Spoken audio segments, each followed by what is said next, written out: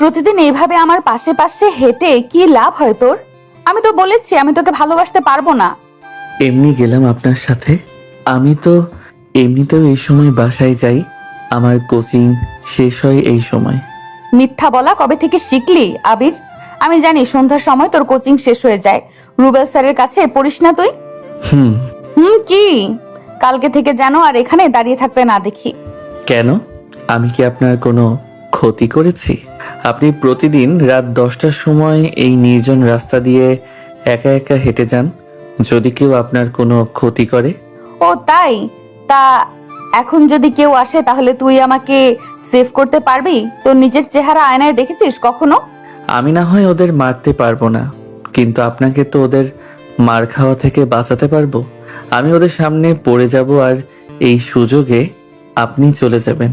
কেন এমন উদারতা দেখানোর মানে কি? আমার জন্য নিজের জীবন দিতে হবে কেন? আমি তো তোকে ভালোবাসি না। সে আপনি নাই বাঁচতে পারেন, আমি তো আর আপনাকে জোর করছি না আমাকে ভালোবাসার জন্য। আমি তো ভালোবাসি, আমি আমার দায়িত্ব পালন করব। হয়েছে, যা, এখন আমার বাসায় এসে গেছে। আচ্ছা ঠিক আছে, সাবধানে যান, আর গিয়ে ঠিক মতো খাওয়া দাওয়া করে শুয়ে পড়বেন। তুই গেলি এখান থেকে? আবির মুচকি হেসে চলে গেল। নিশি দ্রুত বাসায় ঢুকে গেল। নিশি বাসায় প্রবেশ করতেই ওর বোন ইরা বলল, কি রে আপু, আবির চলে গেছে? আবিরকে কই পেলি? ইস, আমি মনে হয় জানি না। আমি প্রতিদিন তোমাকে বাসায় দিয়ে যাই। যা শর্ত, আমি অনেক ক্লান্ত। তোর এসব আজগুবি কথা ভালো লাগছে না। ওদিকে আবির বাসায় প্রবেশ করতেই ওর মা রাগী গলায় বলল, এত রাত করে বাসায় আসার মানে কি আবির? এখন দেখছি এটা তোমার অভ্যাসে পরিণত হয়েছে, আর তুমি ওকে কিছু বলো না কেন? আবিরের বাবা রায়হান মির্জা ল্যাপটপে চোখ রেখে ছেলেকে জিজ্ঞাসা করলেন, কি রে, মায়ের কথা শুনিস না কেন? আর তোকে বলে বে কি লাভ? কতবার বললাম ভার্সিটিতে উঠেছিস, এবার আমার সাথে একটু অফিসে আয়। ব্যবসা না শিখলে আমি মরলে এসব কে সামলাবে? তোর আচরণ দেখে মনে হয় আমি এসব বাইরের লোকের জন্য করছি। বাবা দুজনের কাছ থেকে এমন কথা শুনে আবির অসহায় চোখে নিজের ফুপির দিকে তাকালো। আয়েশা মির্জা ভাতিজার এমন অসহায় চেহারা দেখে এগিয়ে আসলেন। এরপর আবিরকে বুকে জড়িয়ে নিয়ে বললেন, তোমাদের কি খেয়ে দিয়ে কোনো কাজ নেই? সুযোগ পেলেই বাচ্চাটাকে কথা শোনাও। ওর বয়স কত যে ও ব্যবসা সামলাবে? এখন থেকেই পড়াশোনার বাইরে কোনো চাপ দেওয়া চলবে না। সেই পড়াশোনাটাও ঠিক মতো হচ্ছে না আপা। প্রতিদিন রাতে বাহিরে থাকলে পড়াশোনাটা কখন করবে? কে বলেছে ও পড়াশোনা করে না? সন্ধ্যায় কোচিং এ যায়, এরপর 9টা পর্যন্ত পড়ে, আর একটু বাইরে যায়। এই সময় বাইরে যাবে কেন? সারাদিন পড়ে থাকতে রাতে কোনো বাইরে যেতে হবে? যেই কারণেই যাক, কোনো খারাপ কাজ তো আর করছে না। যদি করতো তাহলে নিশ্চয়ই খবর পেতে। এমনি এমনি ছেলেটার পিছনে লাগা বাদ দাও তো। ফুপির সাপোর্ট পেয়ে আবির একটু সাহস পেল। আয়েশা মির্জা পেশায় একজন ডাক্তার। সরকারি একটা মেডিকেলে দীর্ঘদিন চিকিৎসার পাশাপাশি মেডিকেল কলেজে অধ্যাপনা করে আসছেন তিনি। তার একটাই মেয়ে সারা, সেও দেশের বাইরে থাকে। তাই এই পৃথিবীতে ওনার আপন বলতে একমাত্র আবির। স্বামী তো সেই কোন কালেই পৃথিবীর মায়া ত্যাগ করেছেন। এরপর আর ওই বাড়িতে থাকতে পারেনি আয়েশা মির্জা। 2 বছরের মেয়েকে নিয়ে ভাইয়ের বাসায় এসে উঠেছিলেন। ওনার শ্বশুর শাশুড়ি আগে প্রায় আসতেন নাতনিকে দেখতে। তারা দুজন মারা যাওয়ার পর এখন হঠাৎ কোনো আচার অনুষ্ঠান ওনার দেবরের সাথে দেখা হয়, না হয় এভাবেই কাটছে ওনার দিন। পেশাটাকেই এখন উনি নিজের জীবন মনে করেন। এদিকে আবিরের বাবা রায়হান মির্জা ওনার বাবার ব্যবসাকে আঁকড়ে ধরে আছেন। তার এই একটাই ছেলে। রাতে খাওয়া দাওয়া শেষ করে আবির রুমে গেল। এরপর কাঁপা কাঁপা হাতে ফোনটা হাতে নিয়ে সেই চিরপরিচিত নাম্বারে কল দিল। বার্থডে গ্রিক হতেই ওপাশ থেকে নিশি ফোন ধরে বলল, কিরে, ফোন দিচ্ছিস কেন? একটু আগেই না দেখা হলো? খেয়েছেন আপনি? খেয়েছি। আর কিছু? কি করছেন এখন? পড়তে বসলাম। ডিস্টার্ব করিস না আবির, সামনে আমার ফাইনাল এক্সাম। এত রাতে পড়তে বসছেন? আপনাকে কত করে বললাম টিউশনিগুলো ছেড়ে দেন। আমি আপনাকে... ফোন রাখবি নাকি আমি রেখে দিব? আবির আর কিছু বলল না, ফোনটা রেখে দিল। নিশি মেডিকেলের স্টুডেন্ট, ফাইনাল ইয়ার চলছে তার। আবির বুঝে না মেয়েটা এত চাপ কিভাবে সামলায়। সকালে ক্লাস, তারপর আবারও হসপিটালে ডিউটি শেষ করে সন্ধ্যার পর থেকে টিউশনি করায়। অবশ্য না করে যাবেই বা কোথায়, ওর যে বাবা নামক মানুষটাই নেই। নিশিকে নিজের পড়াশোনার পাশাপাশি পরিবারটাও চালাতে হয়। মেডিকেলে চান্স পাওয়ার বছর খানেক পরই ওর বাবা ক্যান্সার আক্রান্ত হয়ে মারা যান। ওই সময় ওদের বাড়ি বাদে যা বিষয় আসার সম্পত্তি ছিল সব বিক্রি করে বাবার চিকিৎসার খরচ করেছে, কিন্তু তবু মৃত্যু নামক চিরসত্যি জিনিসটার হাত থেকে রক্ষা হয়নি। এরপর থেকে নিশি একাই পুরো পরিবারের হাল ধরেছে। আবির এসব ভাবতে ভাবতে ঘুমিয়ে গেল। পরদিন সকালে নিশি উঠেই ক্লাসে চলে গেল। ক্লাস শেষ করে যখন বাইরে আসলো তখন প্রায় দুপুর 2:30। এই সময় বাসায় খেতে গেলে হসপিটালে আসা সম্ভব নয়, তাই না খেয়ে ডিউটিতে চলে গেল।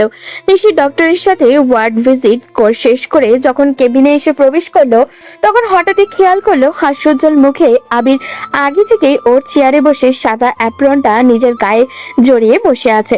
নিশি কিছুক্ষণ ভ্রু কুঁচকে ছেলেটার দিকে তাকালো, এরপর ভিতরে ঢুকতে ঢুকতে জিজ্ঞাসা করলো, কিরে, তুই এই সময় এখানে কি করিস?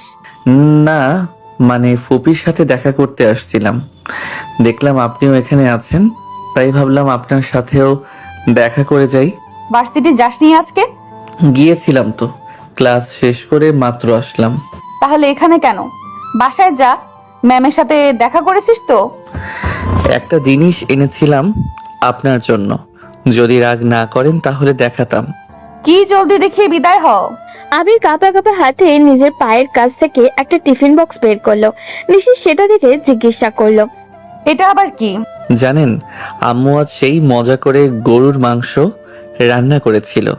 ভাবলাম আম্মু রান্না আপনাকে টেস্ট করাই, তাই আপনার জন্য নিয়ে আসলাম।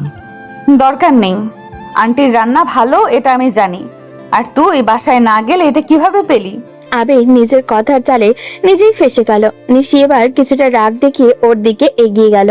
তা দেখে আবির নিশির চেয়ার ছেড়ে উঠে দাঁড়ালো। নিশি বিরক্তি নিয়ে বলল, দেখ আবির, এবার কিন্তু বেশি হয়ে যাচ্ছে। তুই জেনে শুনে ভুল পথে আগাচ্ছিস। আমি কিন্তু এবার বাধ্য হব ম্যাম অথবা আন্টির কাছে তোর নামে বিচার দিতে। আবির মন খারাপ করলো, কিছুটা সরে এসে একটা চেয়ারে বসলো। এরপর মাথা নিচু করে বলল, ও ক্লাস শেষ করে বের হওয়ার পর ইরার সাথে দেখা হয়েছিল। ও বলল আপনি না খেয়ে ক্লাসে এসেছেন, এরপর আবার ওখান থেকে এখানে চলে আসলেন। ওইদিকে আমি বাসায় গিয়ে খেতে পারছিলাম না আপনার জন্য, তাই তো নিয়ে এলাম। আমার জন্য এত দরদ দেখানোর দরকার নেই। আর আমি প্রায় এরকম তাড়াহুড়ো করে চলে আসি। এখানে ক্যান্টিন আছে, তোকে এত টেনশন করতে কে বলেছে? টেনশন করব না, আমি তো আপনাকে চিনি। আপনি ভীষণ কিপটে, টাকা খরচ খাবার খাওয়ার মানুষ আপনি নন। নিশি এবার ভ্রুকুচকে এগিয়ে এলো আবিরের দিকে। ছেলেটা রীতিমতো তাকে অপমান করছে। নিশি আবিরের কলার ধরে বলল, কি বললি? আমি কিপটে? বেশ করেছি, কিপটেমি করেছি। আমি তো আর তোর মতো বাপের হোটেলে খাই না। নিজের রোজগার শুরু কর, দেখবি দুনিয়া কি জিনিস। করব তো, কিন্তু তার আগে আপনি খেয়ে নেন। না, খাবো না। আর তুই এক্ষুনি এখান থেকে চলে যাবি। কেউ এসে দেখলে কি ভাববে? প্লিজ, আমি অনেক কষ্ট করে এনেছি আপনার জন্য। ভীষণ অসহায় কণ্ঠে কথাটা বলল ছেলেটা। নিশি নিজেও ক্ষুধার্ত, কিন্তু এই ছেলেকে সুযোগ দেওয়া যাবে না, নাহলে প্রতিদিন খাবার নিয়ে হাজির হবে। নিশি কিছুক্ষণ চুপ করে থেকে বলল, আচ্ছা, আমি এই খাবার খাবো যদি আমার একটা শর্ত মানিস। আপনি যা বলবেন তাই মানব। আজকের পর আর কখনো আমার জন্য খাবার নিয়ে আসবি না। আবির কিছু বলল না। নিশি আবিরের হাত থেকে বক্সটা নিয়ে টেবিলের কাছে গিয়ে বসলো। এরপর একে একে বাটি বের করে খাওয়া শুরু করলো। আবির চুপচাপ এক কোণে বসে ওর খাওয়া দেখছে। নিশি খেতে খেতে আবিরের দিকে তাকিয়ে জিজ্ঞাসা করলো, তুই খেয়েছিস? আচ্ছা, আপনি তো চাইলে আমার কাছ থেকে লোন নিতে পারেন, এত কষ্ট না করে। যখন আপনি বিশাল ডাক্তার হয়ে যাবেন তখন আমার লোন আমার দিয়ে দিবেন। আমার এসব লাগবে না। আর ডাক্তার হলেই যে টাকার বস্তা ঘরে চলে আসবে এরকম কিছুই না। প্রতি বছর আমার মতো কয়েকশো ডাক্তার পাশ করে বের হয়, কিন্তু সবাই কি আর নাম করতে পারে? হাতে গোনা 2-1 জন বাদে সবার জীবনই অভাবে কাটে। কিন্তু আপনি হবেন, আমার কথা মিলিয়ে নিন। আপনি একদিন এই দেশের সেরা ডাক্তার হবেন, তখন আমার কথা মনে করবেন। আমি হয়তো আপনার মতো এত নাম করতে পারবো না। কথাটা বলার সময় আবিরের মুখের উজ্জ্বলতা দেখে নিশি কিছুটা থমকে গেল। এই ছেলে এমন কেন? নিশি ছেলেটাকে ভালোবাসে না এই কথা বলে দিয়েছিল আজ থেকে প্রায় আর 7-8 মাস আগেই, কিন্তু এরপরেও ছেলেটা ওর পিছু ছাড়েনি। নিশি অনেকবার চেষ্টা করেছে অপমান করে ফিরিয়ে দিত, কিন্তু এই ছেলের এইসব গায়ে লাগে না। সে আর কখনো নিশির কাছে ভালোবাসার দাবি করেনি, অথচ নীরবে নিশির প্রত্যেকটা কাজে কোনো না কোনো ভাবে এই ছেলে জড়িয়ে থাকে। নিশি নিজেও হয়তো নিজেকে নিয়ে এতটা কনফিডেন্স কখনো দেখাতে পারতো না, অথচ এই ছেলে তার ব্যাপারে কত কনফিডেন্স। নিশি খাওয়া শেষ করে বাটিটা গুছিয়ে আবিরের হাতে দিয়ে পড়ল। নে এবার তাড়াতাড়ি বাসায় যা, আমাকে অনেক কাজ করতে হবে। আবির বাধ্য ছেলের মতো চলে গেল। নিশিও নিজের কাজে মনোনিবেশ করলো। রাত তখন 9টা পার হতে চলল। আবির নিজের পড়ার টেবিলে ছেড়ে বাইরে বের হলো। আজ 8টা মাস ধরে এটাই তার রুটিন। বাসা পেরিয়ে গলির মুখে আসতেই নীরব আর রাফির সাথে দেখা। আবিরকে দেখে ওরা দুজন কিছুটা হেসে বলল, এই যে চলে এসেছে প্রেমিক পুরুষ। আচ্ছা ভাই, তুই এত বেহায়া কেন বলতো? তুইও না রাফি, বন্ধু আমার বডিগার্ডের চাকরি নিছে তাই না? দূর, মজা করিস না। তোরা এই সময় এখানে কেন? আমাদের আর কি কাজ? আড্ডা দিতে আসছিলাম, এখন চা খেয়ে বাসে চলে যাবো। তুই খাবি নাকি? মামা, আর একটা চা দিয়েন তো। আবির ওদের পাশে গিয়ে বসলো। ওরা বন্ধু মহলে ব্যাপারটা নিয়ে বেশ হাসি তামাশা হয়, কিন্তু আবিরের সব গায়ে লাগে না। সে নিজের মতো করে নিজের কাজ করেই যাচ্ছে। চাওয়ালা আবিরের চায়ের কাপ এগিয়ে দিল। আবির চায়ের কাপটা হাতে নিয়ে রাফিকে বলল, রাফি, তোর ভাইয়ের কি অবস্থা এখন? ভালো দোস্ত, এখনো নিজে একটু একটু হাঁটতে পারে। আমি বলেছিলাম না অপারেশন করলে ওর পা ঠিক হয়ে যাবে? এরকম অনেকেরই এক পা একটু বাঁকা থাকে। তোর কাছে এই জন্য আমি সবসময় ঋণী থাকবো ভাই। তোর আব্বু আর ফুপি যদি হেল্প না করতো তাহলে আমার ভাইটা হয়তো সারা জীবন এভাবেই হুইল চেয়ারে কাটাতো। আরে ধুর বেটা, এসব আল্লাহর ইচ্ছে। তিনজন মিলে বেশ কিছুক্ষণ আড্ডা দিল। হঠাৎই নীরব আবিরকে ধাক্কা দিয়ে বলল, ওই যে তোর ম্যাডাম এদিকে আসছে, যা ডিউটি শুরু কর। তুই সবসময় শুধু মজা করিস, যা বাসায় যা। বলে আবির উঠে গিয়ে নিশির দিকে এগিয়ে গেল। নিশি গলিতে ঢোকার সময় আবিরকে না দেখে ভেবেছিল হয়তো এই প্রথম ছেলেটা আসবে না, কিন্তু 2 পা এগোতেই ওকে দেখে বিরক্ত হয়ে তাকালো। আবির চুপচাপ ওর পিছন পিছন হাঁটতে লাগলো। নিশি কিছু একটা নিয়ে চিন্তিত, সেটা ওর চেহারা দেখে বোঝা যাচ্ছে। তাই আবির কিছু জিজ্ঞাসা করলো না। পুরোটা পথ দুজন নিশ্চুপ থাকলো। রাতেও আবির আর কল করলো না নিশিকে, সাহস করে উঠতে পারলো না সে। পরদিন সকালে ভার্সিটিতে গিয়েই আবির ইরাকে খুঁজতে লাগলো। ওকে পেলেই সব প্রশ্নের উত্তর পাওয়া যাবে। খুঁজতে খুঁজতে পেয়েও গেল ইরাকে। সে ক্যাম্পাসের এক কোণে মন খারাপ করে বসে আছে। আবির গিয়ে ইরার পাশে বসতেই ইরা ওকে দেখে হালকা হাসার চেষ্টা করলো। আবির আস্তে আস্তে জিজ্ঞাসা করলো, ইরা, আমার তোর সাথে কিছু কথা ছিল। বল, শুনছি। আচ্ছা, তোদের বাড়িতে কি কিছু হয়েছে? কালকে ওনাকেও দেখলাম কিছু নিয়ে চিন্তিত, আবার আজকে তোরও দেখছি মন খারাপ। না, তেমন কিছু নেই, এমনি। ইরা, আমি তো তোর ফ্রেন্ড, প্লিজ বল না, আমার খুব টেনশন হচ্ছে। ইরা বলতে চাইছিল না। আবির বারবার জোর করতে লাগলো। শেষে ইরা বাধ্য হয়েই বলল, আবির, তুই তো জানিস আপু একা পুরো পরিবারটা চালাচ্ছে। এই মাসে আমার সেমিস্টার ফি জমা দিতে হবে, আবার আমাদের কিছু ঋণ ছিল সেগুলোও শোধ করতে হবে। সব মিলিয়ে লাখখানেক টাকার দরকার, কিন্তু আপু টিউশনের টাকা এই মাসে পায়নি এখনো। সেমিস্টার ফি জমা দিতে হবে বৃহস্পতিবারের মধ্যে। আজকে তো মঙ্গলবার, কি করব কিছুই বুঝতে পারছি না। এসবের টেনশনে আম্মু খাওয়া দাওয়া বন্ধ করে দিয়েছে। আবির ইরার কথা শুনে চুপ হয়ে গেল। ইরা আবিরকে আবারও বলল, আমি তোকে এই কথা বলেছি, প্লিজ আপুকে বলিস না, আমাকে খুন করে ফেলবে। আবির ইরার হাত ধরে বলল, ইরা, আমি তোকে একটা কথা বলি, প্লিজ না করিস না। কি কথা? তোর যদি আপত্তি না থাকে তাহলে তোর এবারের সেমিস্টার ফিটা আমি দিয়ে দেই। পাগল হয়েছিস? আপু যদি জানতে পারে তাহলে আমাকে খুন করে ফেলবে। তুই চিন্তা করিস না, যেভাবেই হোক ম্যানেজ হয়ে যাবে। ইরা প্লিজ, আমি ফ্রেন্ড হিসেবে তোকে ধার দিলাম, পরে তুই কোনো একদিন আমাকে সেটা ফেরত দিয়ে দিস।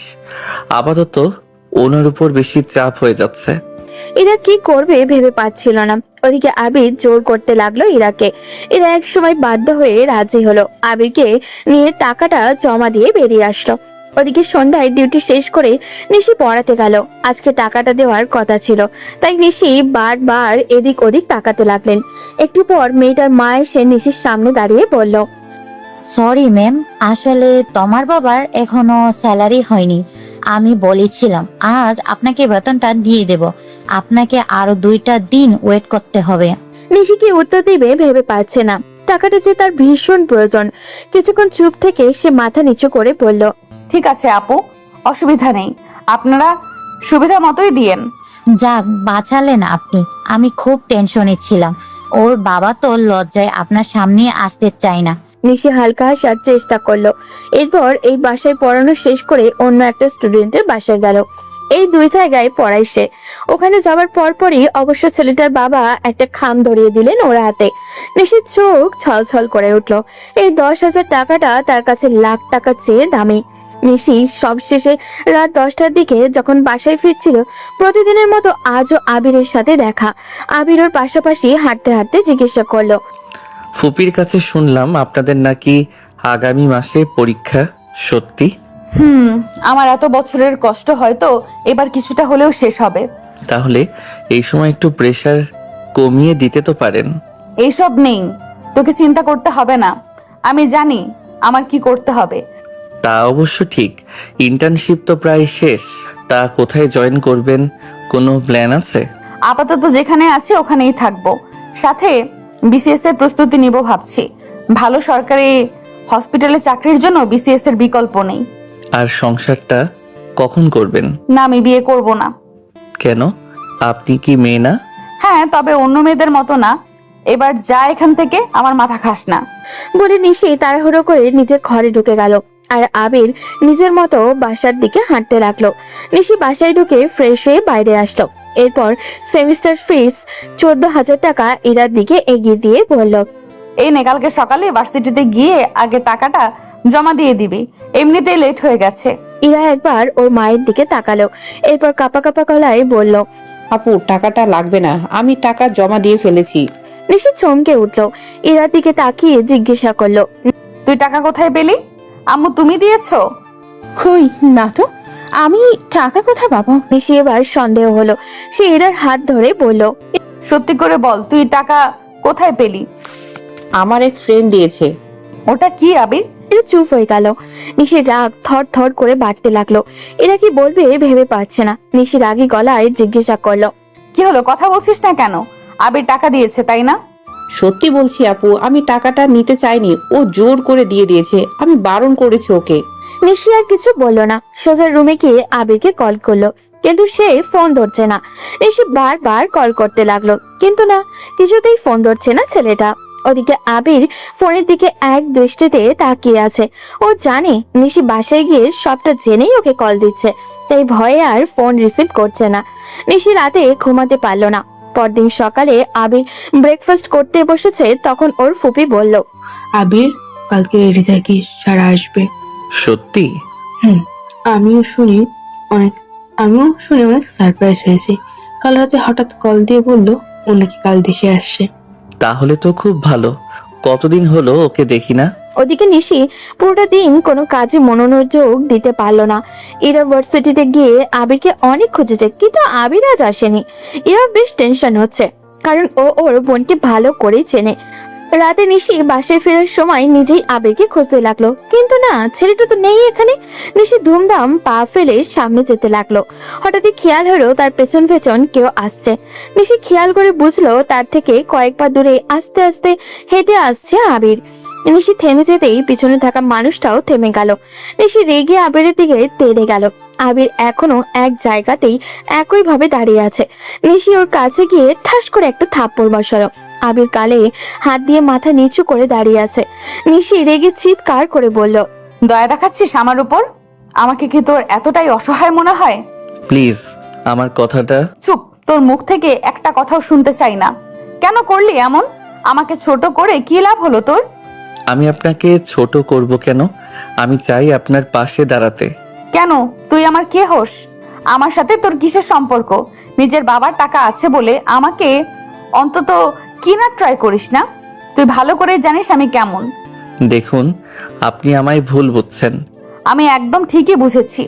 আমার দুর্বলতার সুযোগ নিয়ে আমার ফ্যামিলির পাশে দাঁড়িয়ে যদি ভেবে থাকিস তুই আমাকে পেয়ে যাবি, তাহলে বোকার স্বর্গে বাস করছিস। আমি এতদিন যখন পুরো পরিবারটা চালাতে পেরেছি, তাহলে এখনো পারবো।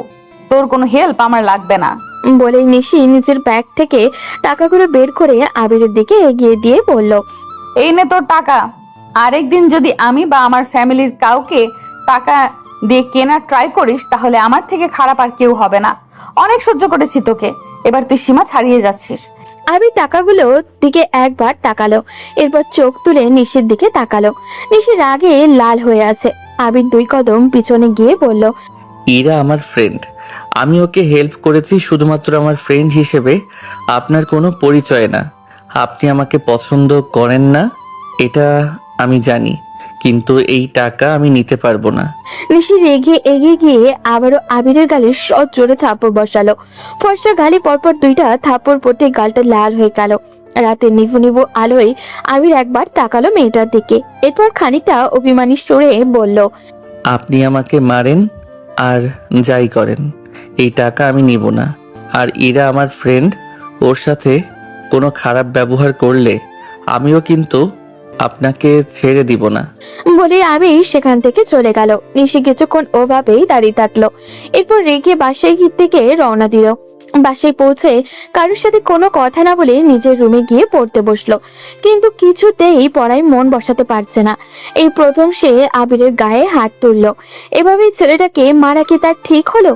নিশি একবার ভাবছে সে ঠিকই করেছে, আবার ভাবছে এমন না করলেও তো পারতো সে। নিশি আজ ইচ্ছা করছে আবিরের জন্য অপেক্ষা করতে। ছেলেটা তাকে রাতে কল দেয়, অথচ আজ সে অপেক্ষা করেছে কিন্তু ছেলেটা তাকে কল দিচ্ছে না। নিশি ফোনটা হাতে নিয়ে ভাবছে আবিরকে কল করবে, কিন্তু শেষে মনে হলো ও ঠিকই করেছে, এই ছেলেটা একটা শিক্ষা হওয়ার দরকার। তাই ফোনটা রেখে দিয়ে বাইরে এলো। রাতের খাবার খেয়ে গিয়ে শুয়ে পড়লো। ওদিকে রাত তখন প্রায় 2টা বাজতে চললো, কিন্তু আবির বাসায় আসছে না দেখে ওর বাবা মা ওকে অনবরত কল করে যাচ্ছে। ওর ফুপি চারিদিকে কল করছেন। হঠাৎই দরজায় টোকা পড়লো। ওর মা দৌড়ে দরজা খুলে দেখলেন আবির দাঁড়িয়ে আছে। আবিরের মা নীলা মির্জা এবার নিজের আবেগ ধরে রাখতে না পেরে ছেলের 2 গালে চড়ে একসাথে কয়েকটা থাপ্পড় মারলেন। এরপর নিজেই কান্না করতে ওকে জড়িয়ে ধরে বললেন, তুই কি চাস আমরা মরে যাই? কেন এত জ্বালাচ্ছিস আমাদের? আবির ওর বাবা এগিয়ে এসে গম্ভীর কণ্ঠে জিজ্ঞাসা করলেন, কোথায় ছিলে এতক্ষণ? এত ফোন করলাম, ধরলি না কেন? আবির কারোর কোনো প্রশ্নের জবাব না দিয়ে রুমে গিয়ে দরজা বন্ধ করে দিল। ভীষণ শরীর খারাপ লাগছে ওর।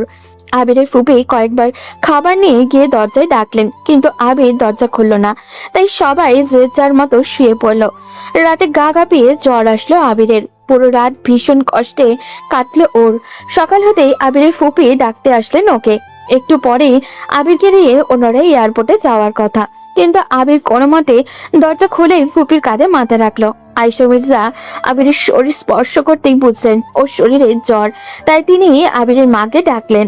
ভাবি, ভাইয়া কোথায় তোমরা? এদিকে আসো, আবিরের জ্বর এসেছে। আবিরের মা নীলা মির্জা রান্নাঘরে ছিলেন। ছেলের শরীর খারাপ শুনে দৌড়ে আসলেন রান্নাঘর থেকে। এরপর দুজন মিলে আবিরকে নিয়ে বিছানায় শোয়ালেন। আবিরের ফুপি ওকে চেক করে ঘরে থাকা জ্বরের ওষুধ খাইয়ে দিলেন। এরপর আবিরের মাকে বললেন, ভাবি, তুমি একটু পর ওকে খাবার খাইয়ে দিও। আমি যাই, সারা হয়তো এসে গেছে, ওকে নিয়ে আসি। আর আবির বাইরে যেতে চাইলে একদম যেতে দিবে না। তুমি একা যাবে আপা? তোমার ভাইয়াকেও সাথে নিয়ে যাও। না, অসুবিধা নেই, আমি একাই যাচ্ছি। ছেলেটা অসুস্থ, ওর পাশে তো একজনকে থাকতে হবে। আবিরের মা আর কিছু বললেন না। আয়েশা মির্জা মেয়েকে আনতেই এয়ারপোর্টে গেলেন। আবিরের মা খাবার নিয়ে এসে আবিরকে জোর করে খাবার খাওয়ালেন। আবির খাবার খেয়ে আবার শুয়ে রইল। দুপুরের দিকে আবির একা একা রুমে শুয়ে আছে। হঠাৎই কেউ এসে তার উপরে থেকে কাঁথাটা সরিয়ে দিয়ে বলল, কি রে, আমি কই ভাবলাম তুই আমাকে রিসিভ করতে এয়ারপোর্টে দাঁড়িয়ে থাকবি, আর তুই এখানে শুয়ে আছিস। আবির সারাকে দেখে হালকা হেসে ওঠার চেষ্টা করলো, কিন্তু সারা ওকে থামিয়ে দিয়ে বলল, এই অসুস্থ শরীর নিয়ে ওঠার দরকার নেই, আমি তো আছি, এমনিতেই কথা হবে। আর তুই তাড়াতাড়ি সুস্থ হয়ে যা, তুই এভাবে পড়ে থাকলে আমি কিছুই করতে পারবো না। আমি আবার তোমাকে কি করব? আরে ভাই, এইবার আমি অনেক প্ল্যান নিয়ে এসেছি, তোকে নিয়ে অনেক জায়গায় ট্যুর দিব। আগে সুস্থ হয়ে নে, এরপর প্ল্যান করব। সেদিন রাতে বাসায় ফেরার সময় নিশি বারবার পেছন ফিরে তাকাচ্ছে, কিন্তু না, আজ সত্যি আবির কোথাও নেই। তবে কি গতকাল রাতে ওই ব্যবহারের জন্য রাগ করে আসেনি? নিশি কেমন অদ্ভুত অনুভূতি হলো ছেলেটার জন্য। সে কি একটু বেশি রিয়াক্ট করেছিল কাল রাতে? এসব ভাবতে ভাবতে নিশি বাসায় চলে আসলো। বাসায় এসে এটাকে সামনে পেতেই জিজ্ঞাসা করলো, কিরে আবির, আজ ভার্সিটি যাসনি? না, ও তো এই 2 দিন যায়নি। তুমি হঠাৎ ওর খোঁজ করছো কেন? না, এমনি। বলে নিশি নিজের রুমে চলে গেল। রাতে বিছানায় শুয়ে কয়েকবার আবিরকে কলও করলো নিশি, কিন্তু ছেলেটার ফোন বন্ধ। নিশির এবার কিছুটা অভিমান হলো। সে কি এমন বেশি করেছিল যে এভাবে উধাও হয়ে যেতে হবে? ওদিকে দিনের জ্বরটা কিছুটা কমলেও রাতে আবারও জ্বর আসলো আবিরের। ওর ফুপি ওষুধ পাল্টে দিয়ে বললেন, এই গরমের দিনে জ্বর আসলে একটু অসুবিধা হয়। একদম বাইরে যাবি না কয়েকদিন, ঠিক মতো খাওয়া দাওয়া করিস না, তাই শরীরটাও দুর্বল। আমার কথা কবে শুনবে এই ছেলে? কত করে বলেছি সময় মতো খাবারটা অন্তত খা, কিন্তু কে শুনে কার কথা? নিজের ভালো পাগলেও বোঝে, কিন্তু এই ছেলেকে আমি বোঝাতে পারলাম না। তোমার ছেলে কি পাগলের চেয়েও খারাপ মামি? স্যারের কথা শুনে সবাই হেসে উঠল। আবির শুয়ে শুয়ে সারাকে বলল, আমার অসুস্থতা নিয়ে খুব মজা করা হচ্ছে তাই না? একবার সুস্থ হয়ে নেই, এরপর তোকে দেখে নিব। তোর যা অবস্থা দেখে মনে হচ্ছে না তুই সুস্থ হবি। এরপর কেটে গেছে আরো 3টা দিন। আবির আজ মোটামুটি সুস্থ। এই 3 দিনের জ্বর ওকে বিরক্ত করে তুলেছে। অনেকবার চেষ্টা করেছে বাসার বাইরে যাওয়ার, কিন্তু তার বাবা মা কিছুতেই যেতে দেয়নি। এই 3 দিন নিশির সাথে কোনো যোগাযোগ হয়নি আবিরের, এমনকি ফোনও না। আবির অনেক চেষ্টা করে কষ্টে সন্ধ্যার পর বাসা থেকে বের হয়েছে। এখন প্রায় রাত 10টা বাজতে চললো। নিশির অপেক্ষায় রাস্তার মোড়ে বসে আছে সে। বেশ কিছুক্ষণ অপেক্ষা করার পর কাঙ্ক্ষিত মানুষটির দেখা মিলল। নিশি ওকে দেখে এগিয়ে আসছে। আবির হালকা হাসার চেষ্টা করলো। নিশি আবিরের কাছে এসে ওকে দেখে কেমন চমকে গেল। চেহারার উজ্জ্বলতা যেন হারিয়ে ফেলেছে ছেলেটা। চোখ দুটো ছোট ছোট হয়ে গেছে। নিশি আবিরের দিকে তাকিয়ে আস্তে করে জিজ্ঞাসা করলো, কিরে, কই ছিলি এতদিন? আবির হাসলো। নিশি আবিরের মুখের দিকে অপলক তাকিয়ে আছে। আবির নিজের দিকে একবার তাকালো, এরপর আস্তে আস্তে বলল, বেঁচেই ছিলাম, তবে একটু অসুস্থতা পেয়ে বসেছিল। তবে বিশ্বাস করেন, আমি আপনাকে তবুও দেখতে আসতাম যদি বাসা থেকে অনুমতি পেতাম। একবার ফোন করতে তো পারতি। সত্যি বলতে আমি ইচ্ছে করেই ফোন করিনি। যদি ফোনে খোঁজ নিতাম তাহলে কি আর আপনার চোখে আমার প্রতি মায়া দেখতাম? বিশ্বাস করেন, আজ বড্ড শান্তিতে ঘুম হবে আমার। আপনি আমায় ভালোবাসেন না তা জানি, কিন্তু আমার প্রতি যে আপনার বিন্দু পরিমাণ মায়া জন্মেছে, এটাই আমার জন্য অনেক। নিশি অবাক হলো। কথা বলার শক্তি হারালো রীতিমতো। ছেলেটা তাকে দিন দিন দুর্বল করেছে। নিশিকে নিজের দিকে তাকাতে দেখে আবির ছলছল চোখে তাকালো ওর দিকে। নিশি এই চোখের ভাষা পড়তে পারছে। এই চোখ তার প্রতি অগাধ ভালোবাসা সে স্পষ্ট দেখতে পাচ্ছে। নিশি নিজের হাত বাড়িয়ে আবিরের গাল স্পর্শ করলো। অন্য হাত নিজের অজান্তেই আবিরের অগোছালো চুলে রাখলো। আবির এতটাও আশা করেনি। তার চোখ বেয়ে অজান্তেই 2 ফোঁটা অশ্রু গড়িয়ে পড়লো। তা দেখে নিশি বলল, কিরে, কাঁদছিস কেন? কই, কান্না করছি না তো। মনে হয় চোখে কিছু পড়েছে। আচ্ছা, একটা কথা জিজ্ঞেস করি আপনাকে, মিস করেছেন আমাকে? একবারও আমার কথা মনে হয়েছে আপনার? নিশি চুপ হয়ে গেল। কি জবাব দিবে সে? সত্যি কি সে আবিরকে মিস করেনি? যদি না করে থাকে তাহলে ওকে দেখে এমন দৌড়ে আসে মানে কি? নিশি কিছুক্ষণ চুপ করে থেকে বলল, মিস করেছি বলাটা ঠিক হবে না। তুই অনেকটাই আমার অভ্যাসে পরিণত হয়েছিস। হঠাৎ তোকে দেখতে না পেয়ে মনে হয়েছে কিছু একটা নেই, জাস্ট এতটুকুই। আপনি মিথ্যা বলছেন। আপনার চোখ বলছে আপনি মিথ্যা বলছেন। আপনার চোখে আমি স্পষ্ট আমার প্রতি মায়া দেখতে পাই। আপনি সেটা মুখে স্বীকার করুন আর নাই করুন। হয়তো মায়া আছে, তবে সেটা এলাকার ছোট ভাই হিসাবে। এর বাইরে তোর প্রতি আমার কোনো ইন্টারেস্ট নেই। এখন কি সারা রাত এইভাবে বসে থাকবি নাকি বাসায় যাবি? চলেন যাই। নিশি আর আবির একসাথে বাসার দিকে হাঁটতে লাগলো। নিশির মনে হচ্ছে সে খুশি হয়েছে আবিরকে দেখে, কিন্তু কেন? সে তো চায় না ছেলেটা এভাবে দাঁড়িয়ে থাকুক। তবুও কেন এমন হচ্ছে তার? একটু সামনে যেতেই হঠাৎই খেয়াল করলো 2-3 জন ছেলে বাইকের উপর বসে শীষ বাঁচাচ্ছে। আবির খেয়াল করলেও পাত্তা দিল না। ছেলেগুলো নিশির দিকে তাকাতেই আবিরের নিশির হাত শক্ত করে চেপে ধরলো। নিশি অবাক হয়ে হাত সরিয়ে নিতে গেলে পাশে তাকিয়ে যখন ওদেরকে দেখলো তখন আর বাধা দিল না। ওদের পার করে চলে যাচ্ছিল তখনই 2টা ছেলে এসে ওদের পথ আটকে দাঁড়ায়। আবির ওদেরকে চিনে, এরা এই এলাকারই। আবির কিছুটা রাগ দেখিয়ে বলল, নিহাদ ভাই, পথ ছাড়েন। এভাবে পথ আটকে দাঁড়ালেন কেন? নিহাদ নামের ছেলেটা এগিয়ে এসে আবিরের কাঁধে হাত রেখে বলল, তুই পাখি নিয়ে উড়বি আর আমরা বসে বসে ললিপপ চুষবো? আমাদেরকেও একটু সুযোগ দে। বাজে কথা বলবেন না, পথ ছাড়েন। না ছাড়লে কি করবি? বলে নিহাদ নিশির দিকে হাত বাড়ালো। আবির সঙ্গে সঙ্গে নিহাদের হাত চেপে ধরলো। নিহাদের পাশে দাঁড়িয়ে থাকা ওর 2 বন্ধু তখন আবিরকে চেপে ধরলো। নিহাদ আবিরের কলার চেপে ধরে বলল, আমার হাত ধরার সাহস কি করে হলো তোর? দেখি আজ ওকে আমার হাত থেকে কে বাঁচায়। ভালোই ভালোই বলছি, ওনার গায়ে হাত দিবেন না, না হলে পরে আফসোস করতে হবে। আবির কথাটা শেষ করতে পারেনি তার আগেই নিহাদ সজোরে ঘুষি মারলো আবিরের মুখে। আবির নিজের সব শক্তি দিয়ে ওর হাত ছাড়ানোর চেষ্টা করলো। তাদের ধস্তাধস্তির মাঝে নিশি দৌড়ে সেখান থেকে কিছুটা সামনে এলো। চায়ের দোকানে 4-5 জন বসে আছে। নিশি তাদেরকে ডেকে নিয়ে দৌড়ে যেতে লাগলো। ওদিকে নিহাদ আর তার বন্ধুরা নিশিকে না পেয়ে আবিরকে মারতে লাগলো।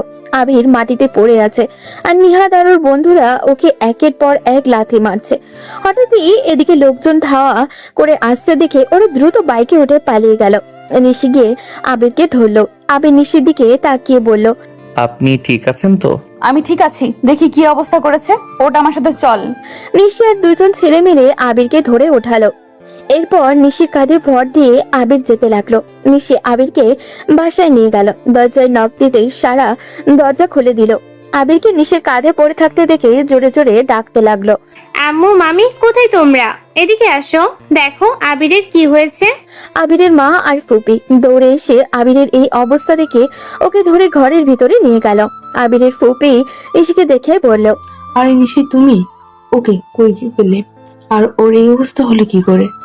আসলে ম্যাম, নিশি কিছু বলতে না দিয়ে আবির নিজেই বলল, ওই বন্ধুদের সাথে এমনি তর্ক করতে গিয়ে ঝগড়া লেগে গিয়েছিল, তেমন কিছু না। কি? কার সাথে মারামারি করে এসেছে? আমি কতবার না করেছি না এসব রাস্তার ছেলেদের সাথে মিশবি না, এবার হলো তো। উফ আম্মু, তেমন কিছুই হয়নি। এমনি ছোটখাটো একটা জিনিসকে এত বড় করে দেখার কি আছে? এটা ছোট্টখাট্ট বিষয়? নাক মুখ ফেটে রক্ত বের হচ্ছে, এটা ছোট্ট বিষয়?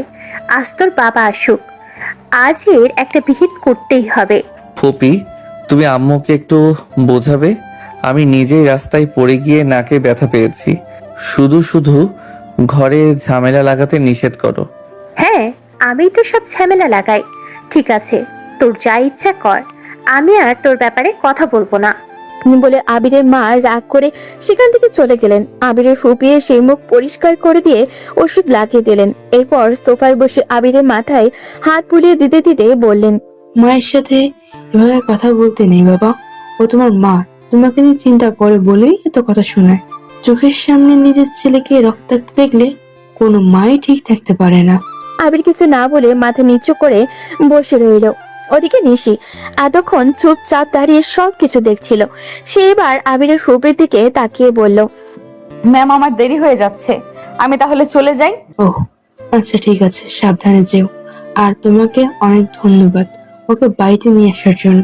নিশি হালকা হাসার চেষ্টা করে বাড়ির পথে রওনা হলো। পুরোটা রাস্তা সে আবিরকে নিয়ে ভাবলো। সেটা দিন দিন তার প্রতি আসক্ত হচ্ছে, এটা নিশি ভালো করেই বুঝতে পারছে।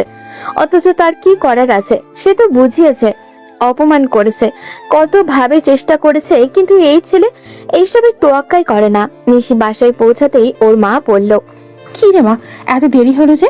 আমরা কতক্ষণ ধরে অপেক্ষা করছি। আর বলো না মা, রাস্তায় একটু ঝামেলা হয়েছিল, ওইটা শেষ করে আসতে আসতে একটু দেরি হয়ে গেল। কেন, কি হয়েছে?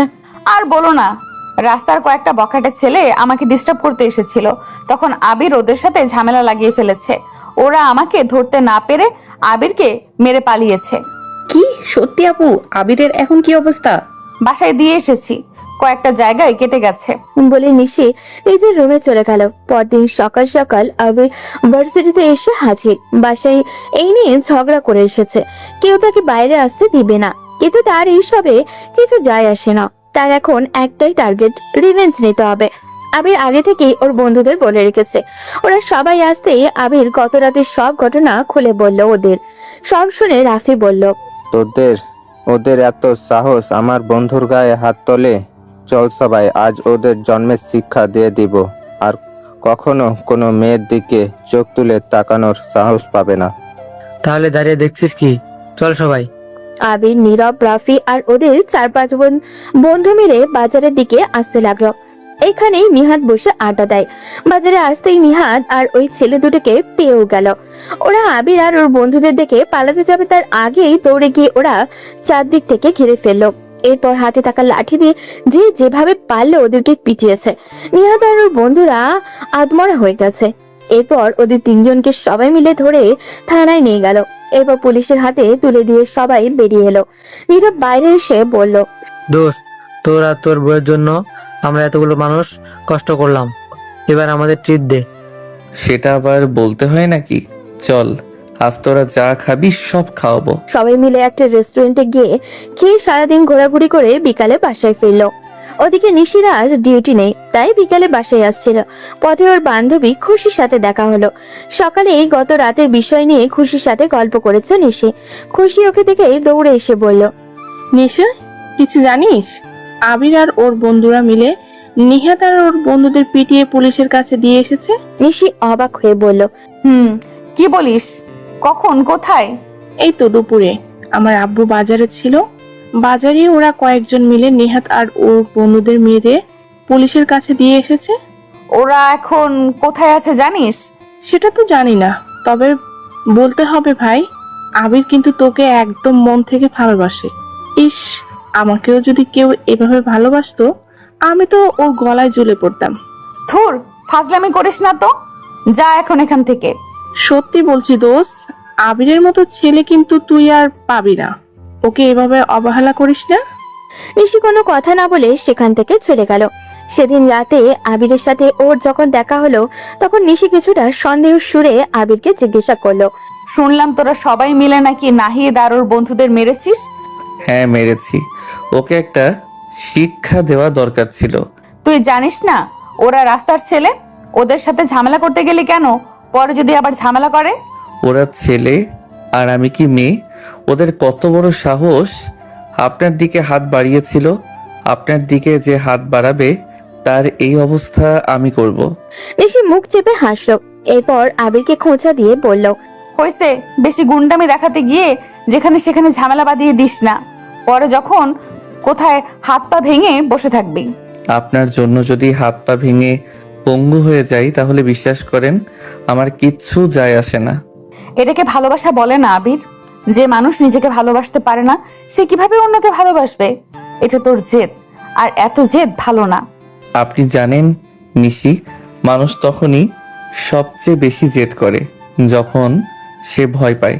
আমিও ভয় পাই, ভীষণ ভয় পাই। যেদিন আপনাকে ছাড়া বাঁচার কথা ভাবি, সেদিন মনে হয় বুকের ভেতরটা কেউ শূন্য করে দিয়েছে। আপনি বলছেন নিজেকে ভালোবাসতে শিখতে, আমি চেষ্টা করব। কিন্তু একটা মানুষকে নিজের জীবনের চেয়েও বেশি ভালোবেসে ফেলার পর নিজেকে আগের মতো ভালোবাসা এত সহজ নয়। আমি আপনার করুণা চাই না, জোর করে আপনার হাতও ধরতে চাই না। শুধু চাই কোনো একদিন যদি আমার কথা মনে পড়ে, তখন অন্তত এইটুকু বলবেন, ছেলেটা সত্যি আমাকে খুব ভালোবাসতো। সেদিন হয়তো আমি আপনার পাশে থাকবো না, কিন্তু আমার ভালোবাসাটা ঠিকই আপনার স্মৃতিতে বেঁচে থাকবে। বড়দের মতো কথা বলছিস আবির। তুই আমার পরিস্থিতি বুঝতে চাচ্ছিস না। তোর সাথে আমার কিছু সম্ভব না। আমি তো চাই না জোর করে আপনি আমাকে ভালোবাসুন। ভালোবাসায় জোর জিনিসটাই মানায় না। আমার ভালোবাসা আমার কাছে, আমার সব অনুভূতি আমি আমাতেই সীমাবদ্ধ রাখি। আপনি শুধু আমাকে আপনার পাশে হাঁটার অনুমতিটা দিয়েন। আমি আপনার কাছে থাকতে চাই। তাতে লাভ কি হবে? বরং এই প্রশ্রয় তোকে আরো বেপরোয়া করে তুলবে।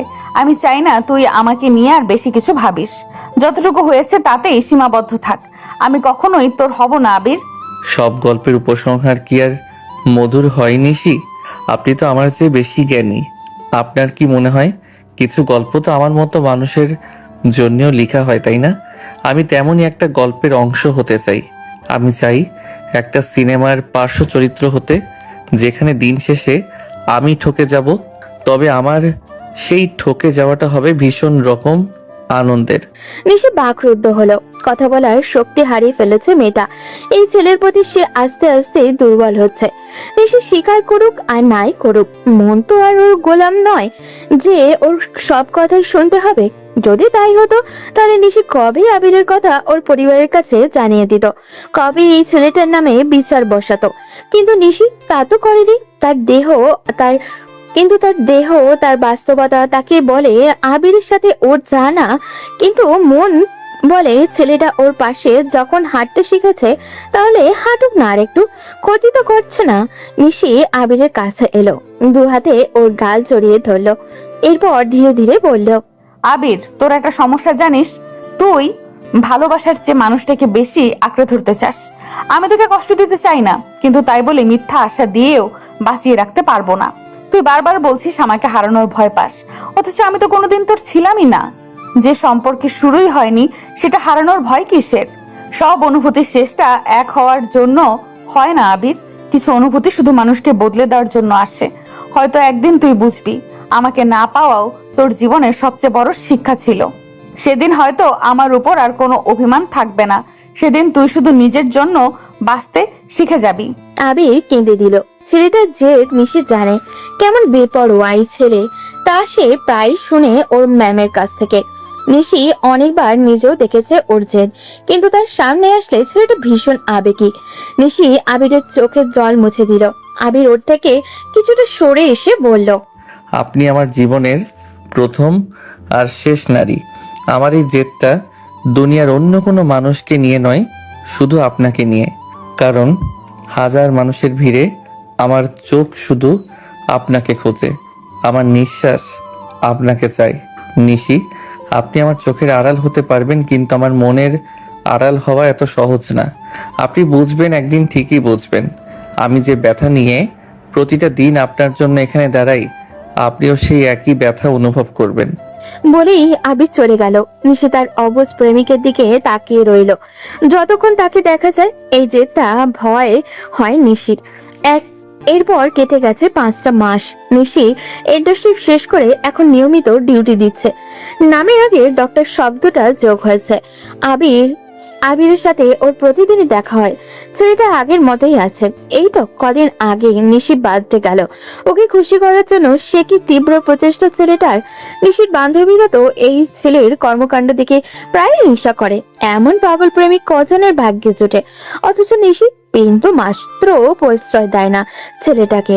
সকাল সকাল নিশি তৈরি হচ্ছিল হসপিটালে যাওয়ার জন্য, তখন তার মা এসে বলল, আজকে যাওয়ার দরকার নেই, তোমার বড় চাচা আসবে জরুরি একটা কাজে, সাথে লোকজন আসবে। হঠাৎ চাচা আমাদের বাসায়? কোনো বিশেষ দরকার? হ্যাঁ, কাজের জন্য আসছেন। ভালো জামা কাপড় পরে তৈরি হও। কেন? এত প্রশ্ন করিস কেন? যেটা বলেছি সেটা কর। নিশি মায়ের কথার উপর আর কোনো কথা বলল না। এরাও বেশ সুন্দর জামা কাপড় পরে তৈরি। নিশি সাদা রঙের একটা কামিজ পরে গলায় ওড়না পেঁচিয়ে মায়ের সাথে রান্নার সহযোগিতা করতে লাগলো। ওর মায়ের প্রস্তুতি দেখে মনে হচ্ছে জামাই আদর করতে বসবেন। একটু পরে নিশির বড় চাচা হাজির হলেন, তবে উনি একা নন, সাথে 2 জন লোকও আছেন আর 2-3 জন মহিলা। নিশি অবাক হয়ে মাকে জিজ্ঞাসা করলেন, আম্মু, ওনারা কারা? অপেক্ষা করে সব জানতে পারবে। নিশির মা সবাইকে ডেকে বসালেন। এরপর তাদের নাস্তা দেওয়া হলো। এরা সবাইকে নাস্তা দিয়ে এগিয়ে দিচ্ছে। নিশির মা ইরাকে ইশারা করলেন নিশিকে আনার জন্য। নিশি ইরার সাথে বাইরে এলো, সবাইকে সালামও দিল। নিশির বড় চাচাও ওকে নিজের পাশে বসালেন। হঠাৎই সামনে থাকা একজন মহিলা বলল, মাশাল্লাহ ভাই সাহেব, মেয়ে তো আমাদের খুব পছন্দ হয়েছে। আমাদের ছেলে তো ছবি দেখেই পছন্দ করে ফেলেছে। ছবির চেয়েও আপনাদের মেয়ে বাস্তবে অনেক সুন্দর। নিশি ভদ্রমহিলার কথা শুনে আকাশ থেকে পড়লো। বিস্ফোরক দৃষ্টি নিয়ে মায়ের দিকে তাকালো। ওর মা কিছু না বলে সবার সাথে হেসে হেসে কথা বলতে লাগলেন। ওনারা সবাই দুপুরে খেয়ে চলে গেলেন। নিশি কয়েকবার দেখলো সামনে মাথা নিচু করে বসে থাকা ছেলেটাকে। ছেলেটাও আর চোখে কয়েকবার নিশির দিকে তাকালো। ওনারা বিদায় নিতেই নিশি ওর মায়ের কাছে গিয়ে বলল, আম্মু এসব কি? তুমি আমাকে না জানিয়ে কেন ছেলেপক্ষকে আসতে বললে? তাহলে কি করব? তোকে বললি কি কখনো রাজি হতি? আর ছেলের বাবার কত বড় বিজনেস, তোর ধারণা আছে? ওনার মতো মানুষ যে আমাদের পরিবারের মেয়েকে পছন্দ করেছেন, এটাই তো আমাদের সৌভাগ্য। আম্মু সবকিছুর জন্য একটা প্রস্তুতির দরকার। আমি এখন বিয়ের জন্য প্রস্তুত না। আমার এখনো পড়াশোনা শেষ হয়নি, মাত্র এমবিবিএস শেষ করে জয়েন করেছি। এখনো অনেক পথ পাড়ি দিতে হবে। সেটা বিয়ের পরও করতে পারবে, ওনারা যথেষ্ট ভালো মানুষ। বিয়ের পর তোমাকে বোতলবন্দি করবে না, আর তোমাকে ভুলে গেলে চলবে না তোমার বাবা নেই। তোমার বোনের বিয়ের বয়স হয়েছে, ওরও তো বিয়ে দিতে হবে। তোমার জন্য আরেকজনের জীবন শেষ করে দেবে? আম্মু আমার কথা শোনো। উফ নিশি, তুই এত কথা বলিস কেন?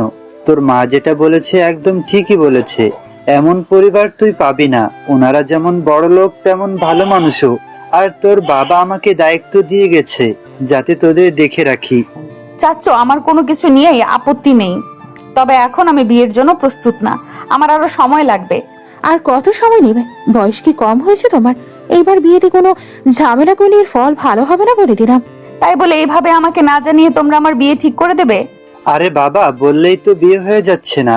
ওনারা চাচ্ছেন একটা ভালো মেয়ে যাতে ওনাদের ঘরের বউ হয়, অন্য কিছু দাবি ওনাদের নেই।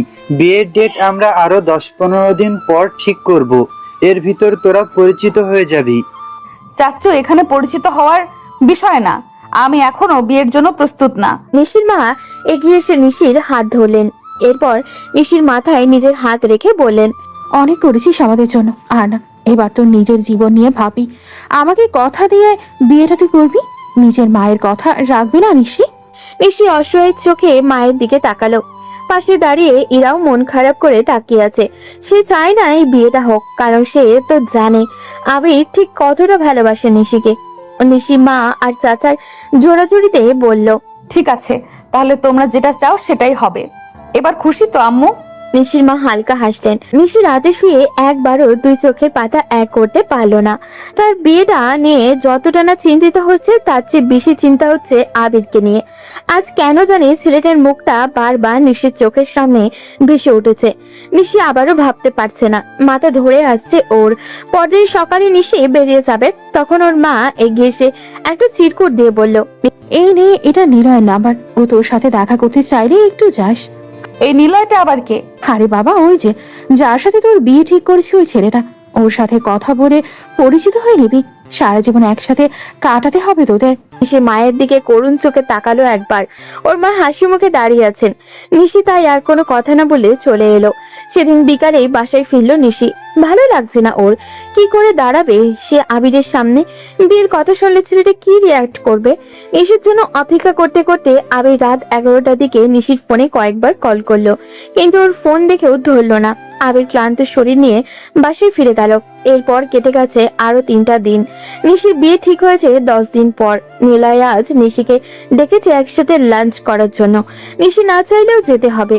ওদিকে এই 3 দিনে একবারের জন্য আবিরের ছায়া দেখেনি নিশি। ইচ্ছে করে সে আবিরকে এড়িয়ে চলেছে। এরাও ভার্সিটি যাচ্ছে না। ওদিকে আবির হঠাৎই নিশির এমন উদাও হওয়াটা মেনে নিতে পারছে না। সে একদমই ভেঙে পড়েছে। দুপুরে সারা আবিরকে ডাকতে গিয়ে দেখে আবির বিছানার এক কোণে মন খারাপ করে বসে আছে। সারা আবিরের পাশে এসে বসে বলল, কিরে, 2 দিন ধরে দেখছি কারোর সাথে কথা বলিস না, মন মরা হয়ে বসে আর থাকিস। কি হয়েছে তোর? কই কিছু হয়নি তো। আবির, আমার সাথে অন্তত মিথ্যা বলিস না। কি হয়েছে বল। নিশি আপুর সাথে কোনো ঝামেলা হয়েছে? দেখা হলে তো ঝামেলা হবে, মানুষটা হঠাৎ করেই উধাও হয়ে গেল। সারা আবিরের এই অবাধ্য প্রেমের কথা জানে, আর জানে বলেই বিষয়টা তাকে এতটা ব্যথিত করে। সারা আবিরকে সেই কবে থেকেই পছন্দ করে, কিন্তু যেদিন আবির ওকে বন্ধু হিসেবে নিজের মনের কথা বলেছিল, সেদিন সারার মন থেকে সব অনুভূতি চাপা পড়ে গেছিল। সে চায় আবির ভালো থাকুক। সারা আবিরের হাত ধরে বলল, আবির, উনি হয়তো কোনো ঝামেলায় পড়েছেন, সব ঠিক হয়ে যাবে, চিন্তা করিস না। সমস্যা থাকতেই পারে, তাই বলে আমার ফোনটা ধরবে না? একটাবার বলতে পারলো না আমাকে? আমি বলেছি না সব ঠিক হয়ে যাবে। এখন চল প্লিজ, বাইরে যাব। অনেক দিন হলো আমাকে নিয়ে কোথাও ঘুরতে যাস না। প্লিজ চল না। আমার মন ভালো নেই, আজ না অন্যদিন যাব। দেখ তুই আমার সাথে না গেলে কিন্তু আমি অভিশাপ দেব, আর তুই তো জানিস আমার অভিশাপ কাজে লাগবেই। বলে সারা আবিরকে টানতে লাগলো। আবির হালকা হেসে রেডি হলো। এরপর সারাকে নিয়ে বেরিয়ে এলো বাসা থেকে। দুজন মিলে কিছুক্ষণ ঘোরাঘুরি করে একটা রেস্টুরেন্টে ঢুকলো লাঞ্চ করার জন্য। আবির আর সারা পাশাপাশি বসে আছে। হঠাৎই তার চোখ গেল একটা টেবিলের দিকে। নিশি আর একটা ছেলে বসে হেসে হেসে গল্প করছে। সেটাকে সে আগে কখনো দেখেনি। আবির সব দেখেও চুপ করে থাকলো, কিন্তু ও যখন দেখলো ছেলেটা একটা রিং বের করেছে, সেটা নিশি হাতে পরিয়ে দেওয়ার ট্রাই করছে, তখন আবির উঠে সোজা ওদের সামনে চলে গেল। আবিরকে দেখে নিশি কিছুটা চমকে গেল। আবির নিশির দিকে তাকিয়ে বলল, এই তাহলে আমাকে ইগনোর করার কারণ? আমি আসলেই বোকা। আমি ভাবছিলাম আপনি হয়তো কোনো ঝামেলায় পড়েছেন। নিশি আবিরের দিকে তাকিয়ে আছে। তখন নিলয় নিশিকে বলল, নিশি, এই ছেলেকে আর এভাবে কথা বলছে কেন? আমি কে তাই না? তার আগে তুই বল, তুই কে? আর এভাবে অপরিচিত একটা মেয়ের হাত ধরতে লজ্জা করে না? অপরিচিত মানে? ওর সাথে আমার বিয়ে ঠিক হয়েছে, আগামী সপ্তাহে আমাদের বিয়ে। কথাটা শুনে আবির আকাশ থেকে পড়লো। তার মাথা কাজ করা বন্ধ করে দিয়েছে। নিশির বিয়ে মানে? আবির নিশির দিকে তাকাতেই দেখলো নিশি মাথা নিচু করে বসে আছে। আবির নিজেকে সামলাতে না পেরে নিশির হাত ধরে বলল, নিশি, আপনি বলুন, এটা কি সত্যি? কি হলো, কথা বলছেন না কেন? এই ছেলে, আদব কায়দা কিছু শেখনি? এভাবে কথা বলছো কেন? আর আমি বলেছি না ওর সাথে আমার বিয়ে ঠিক হয়েছে? আবির নিজেকে কন্ট্রোল করতে না পেরে নিলয়ের কলার চেপে ধরে বলল, চুপ, আমি তোর সাথে কথা বলছি না, তাই চুপচাপ বসে থাক। আবিরের এমন কথার জবাবে নিলয় ছেড়ে দেওয়ার পাত্র নয়। সেও আবিরের কলার চেপে ধরল। আবির নিজের রাগের নিয়ন্ত্রণ হারিয়ে ফেলেছে, তাই নিলয়ে নাক বরাবর একটা ঘুষি মেরে বসলো। নিলয় উঠে আবিরের সাথে ধস্তাধস্তি শুরু করলো। তোর এত বড় সাহস, তুই আমার গায়ে হাত তুলিস? নিশি, এসব কি? কে এই ছেলে? আর ওর সাথে তোমার কিসের সম্পর্ক? নিশি দুজনকেই থামানোর চেষ্টা করলো। সারা আবিরের হাত ধরে টানছে, কিন্তু আবির নিজের সর্বোচ্চ শক্তি দিয়ে সারাকে ধাক্কা দিল। সারা সরে যেতেই আবির আবারও নিলয়কে মারতে হাত তুললো। এবার নিশি আবিরের গালে একটা থাপ্পড় দিয়ে দিল। আবির নিশির দিকে তাকিয়ে বলল, আপনি এই ছেলের জন্য আমাকে থাপ্পড় মারলেন? হ্যাঁ মারলাম। তুই সীমা ছাড়িয়ে যাচ্ছিস আবির। তুই কোন অধিকারে আমার হবু স্বামীর গায়ে হাত তুললি? আপনি সত্যি এই ছেলেকে বিয়ে করবেন নিশি?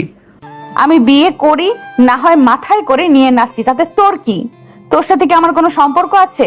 নিশির কথা শুনে আবির অসহায় চোখে নিশির দিকে তাকালো। নিশি কথা বলতে কষ্ট হচ্ছে, তবু সে আবিরের দিকে তাকিয়ে রাগী চোখে বলল, খবরদার, তোকে যেন আমার চোখের সামনে আর না দেখি। আজকের পর থেকে আর কখনো আমার সামনে আসবি না। আবিরের চোখ ছলছল করে উঠল। নিশির কাছ থেকে এমন ব্যবহার সে আশা করেনি।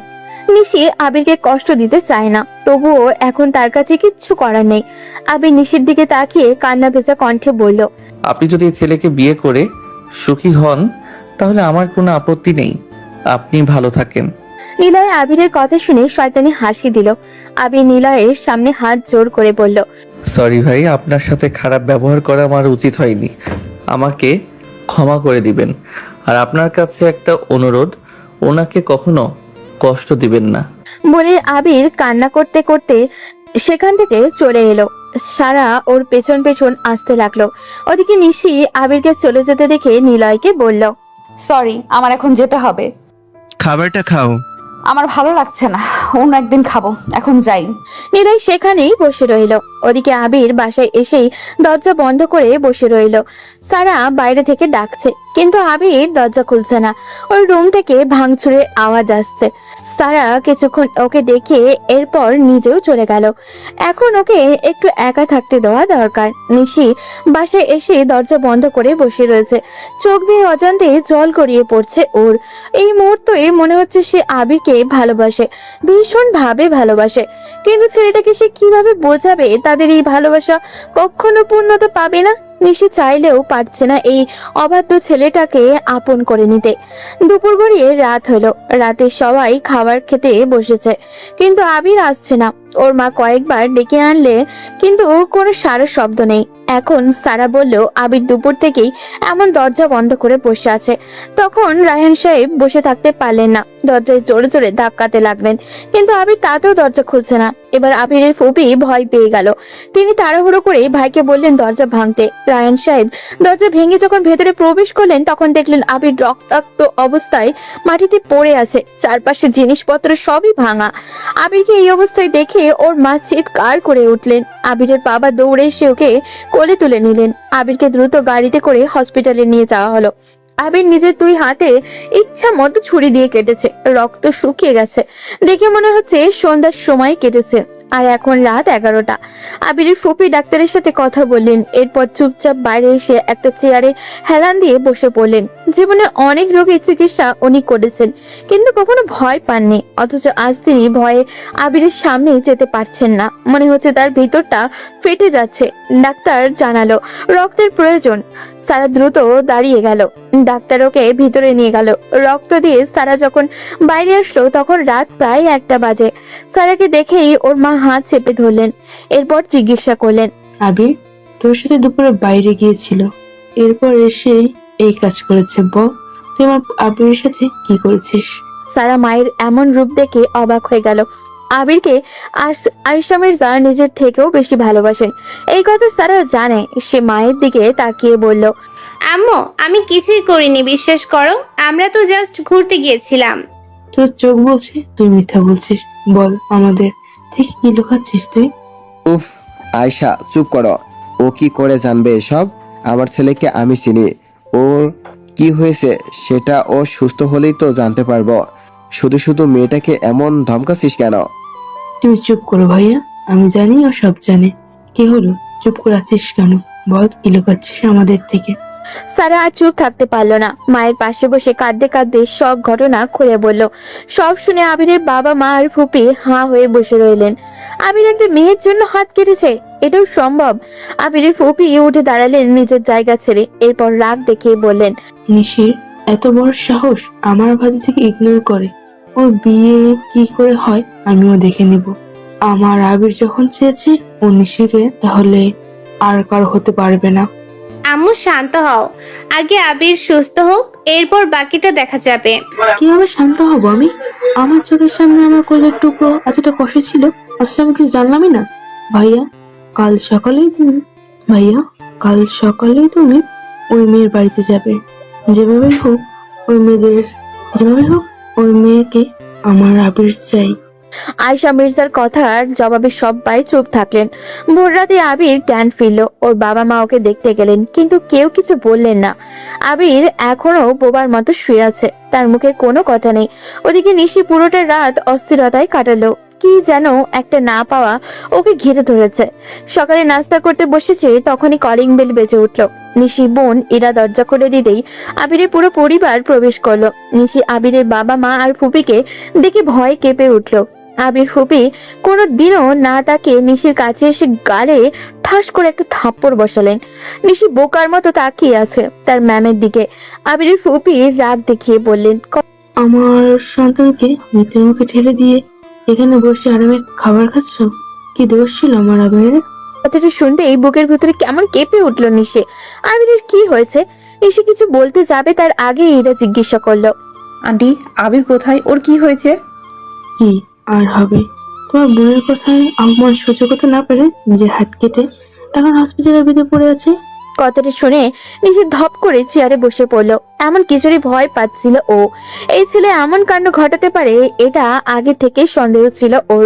নিশির মা তখন বললেন, দেখুন আপনারা দয়া করে বসুন, যা বলার আমাকে বলুন, আমি আপনাদের কথা কিছুই বুঝতে পারছি না।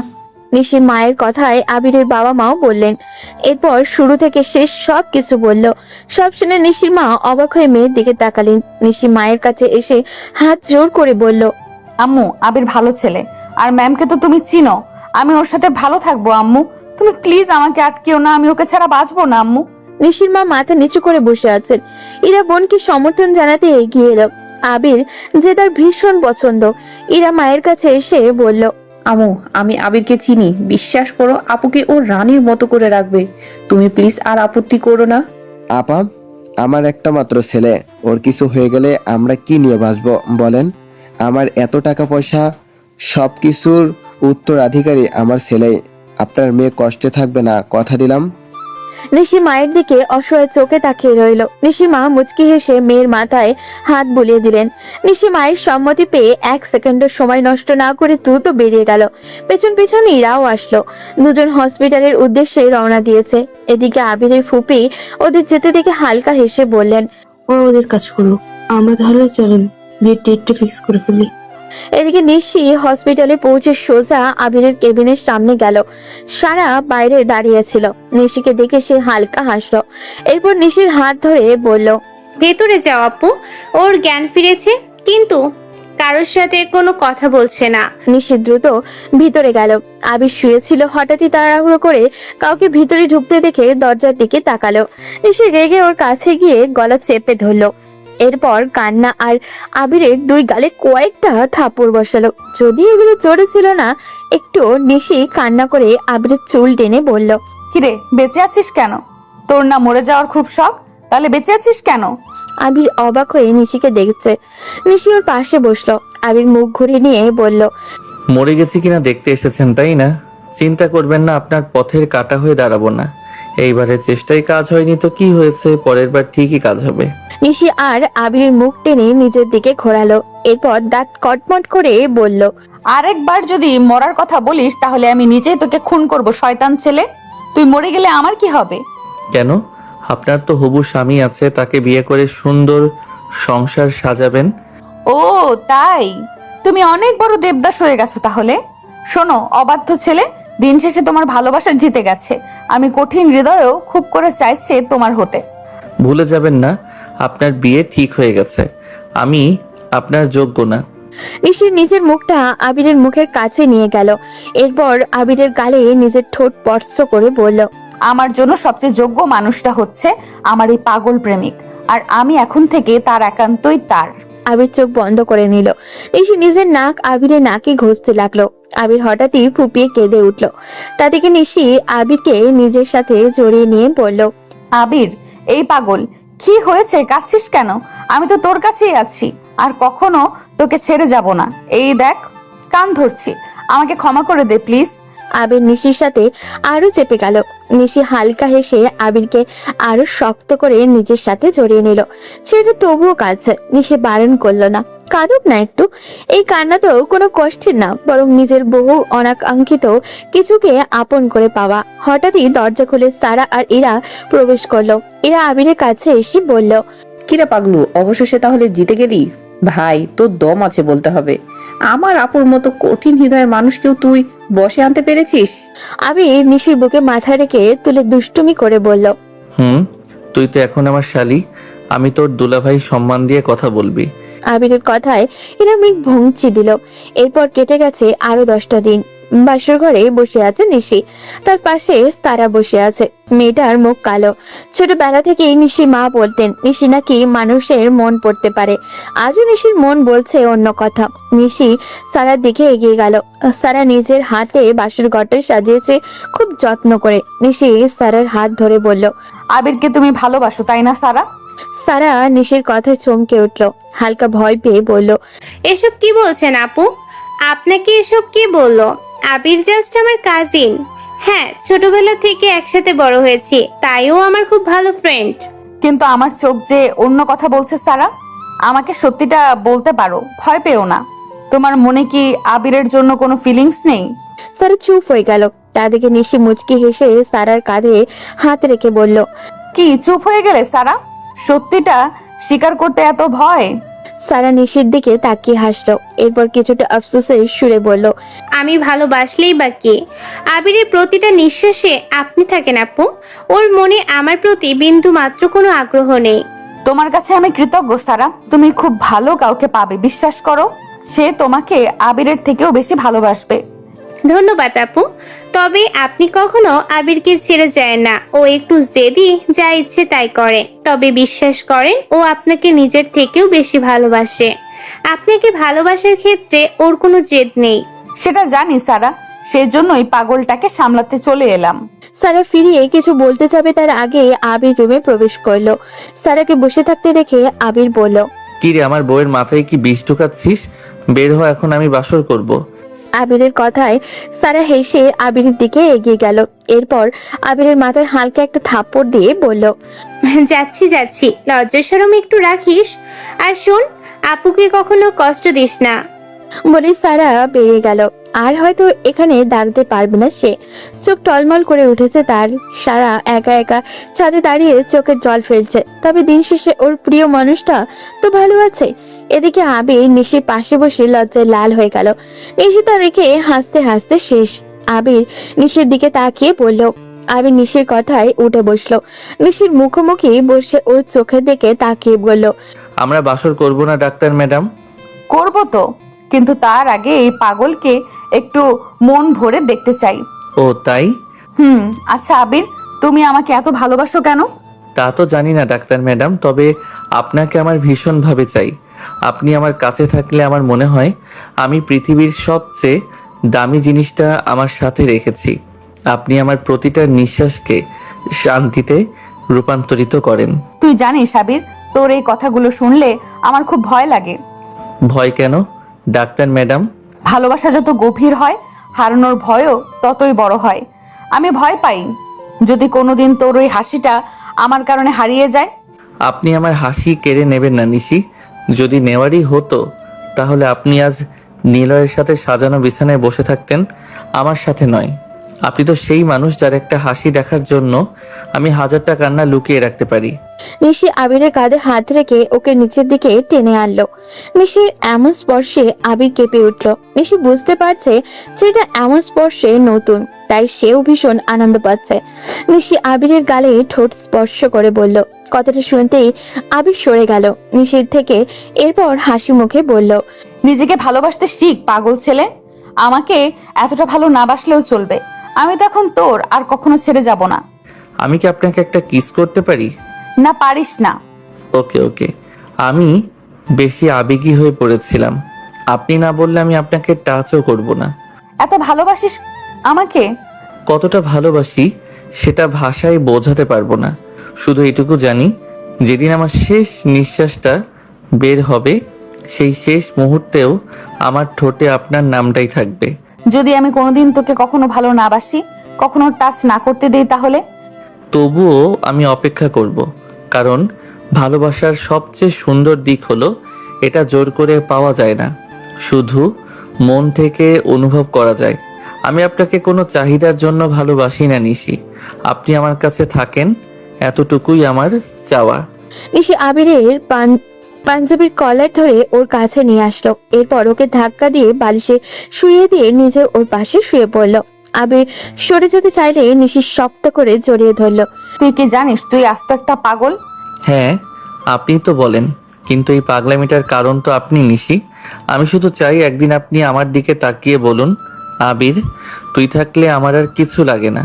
সেই একটা বাক্যের জন্য আমি পুরো জীবন অপেক্ষা করতে রাজি। নিশি আবিরের হাতটা নিজের কোমরে রাখলো। আবির কাঁপতে লাগলো। নিশি তা দেখে আবিরের কানে কানে বলল, এমন পাগল জামাইকে দূরে রাখবে যে, সেই তো আসল পাগল। তুই শুধু আমাকে কিস করবি না, আরো বেশি কিছু করতে চাই আমার। সত্যি আমরা তাহলে বাসর করব? আর বেশি কিছু চাই আমার। কেন করব না? এই রাতটা সবার জীবনে একবারই আসে, আর আমি চাই না আমার এমন কিউট জামাইটাকে দূরে রাখতে। তোকে দেখে তো আমার নিজেরই এখন লোভ হচ্ছে। আবির নিশির বুকে মাথা লুকিয়ে বলল, ধুর, আপনি কেমন জানি, একবার দূরে সরিয়ে দেন আবার কাছে টানেন। এখন আবার এমন কথা বলছেন, আমার নিজেরই লজ্জা লাগছে। তো আমার লজ্জাবতী লতা, আপনি কিছু করবেন নাকি আমি নিজেই শুরু করব? এতদিন তো আমি সব করলাম, এখন আপনি না হয় করেন। আমার চাপ সামলানোর ক্ষমতা আছে এই বাবুটার? বলে নিশি আবিরের উপরে ঝাঁপিয়ে পড়ল। দুজন হারিয়ে গেল তাদের ভালোবাসার দুনিয়ায়। আবির অবশেষে পেল তার বহুল আকাঙ্ক্ষিত মানুষটাকে। শুধু কি পেল, সারা জীবনের জন্য নিজের করে পেল। দিন শেষে আবিরের মতো প্রেমিকরা জিতে যাক, এটাই তো প্রত্যাশা। আজ এই পর্যন্তই। দেখা হবে পরবর্তী কোনো গল্পতে। সে পর্যন্ত সবাই ভালো থাকবেন এবং সুস্থ থাকবেন। আল্লাহ হাফিজ।